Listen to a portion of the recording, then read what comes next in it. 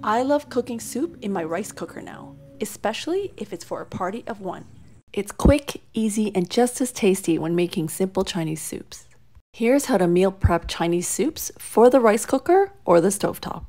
A few tips to freezing Chinese soup ingredients.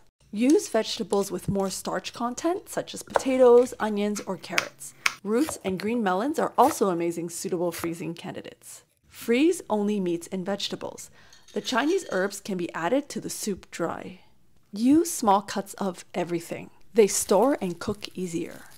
I cook with meat on the bottom and vegetables on top, so stack my packs in reverse so that I just unwrap and drop it in. Make sure you pack them flat so that they are freezer stackable. No defrost needed.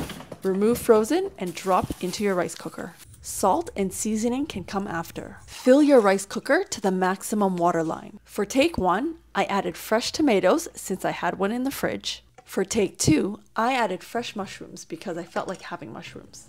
I normally set the rice cooker in the morning and then graze on my soup throughout the day, having a good portion during lunch. Because it's in the rice cooker, it stays warm all day long. It's perfect. And that's how you can have instant, healthy, and ready to make Chinese soup in scale and variety.